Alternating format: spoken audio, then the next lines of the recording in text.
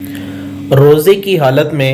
بانسری بجانا یا گانا سننا یا فلم اور ڈرامہ دیکھنا،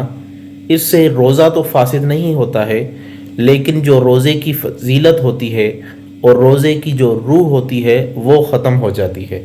تو ایسے کاموں سے روزے میں پرہیز کیا جائے، کیونکہ جو روزے کی برکت ہے یا جو روزے کا مقصد ہے وہ ختم ہو جاتا ہے۔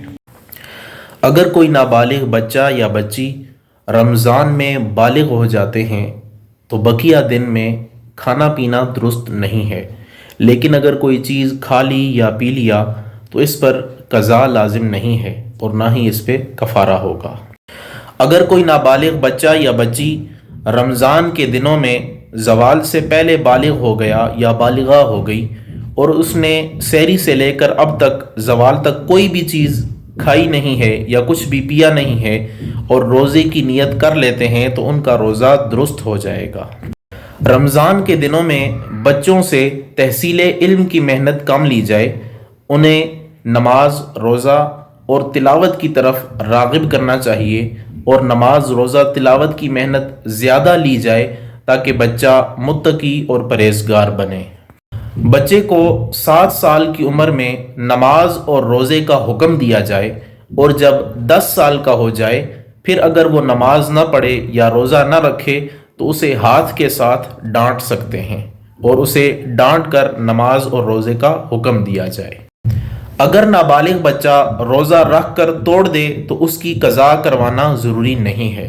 ہاں، اگر نماز توڑ دے تو اس نماز کو دوبارہ پڑھوانا ضروری ہے۔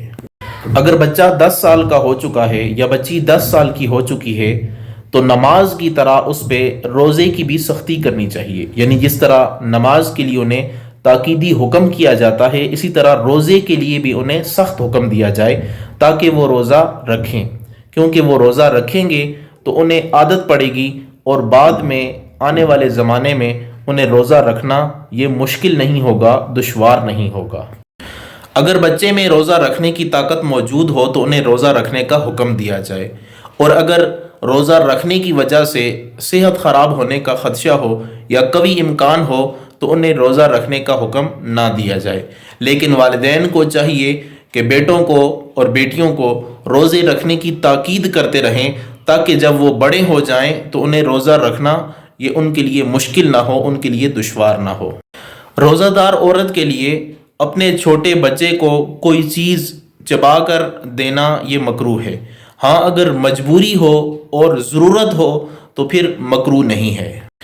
اگر کسی شخص نے ایک لقمہ دوسرے کے لیے چبایا کہ اس کے لیے نرم ہو جائے، یا بچے کے لیے چبایا کہ اس کے لیے نرم ہو جائے، اور وہ چباتے چباتے اس کو خود ہی نگل گیا تو اس پر صرف قضا ہوگی، کفارہ نہیں ہوگا۔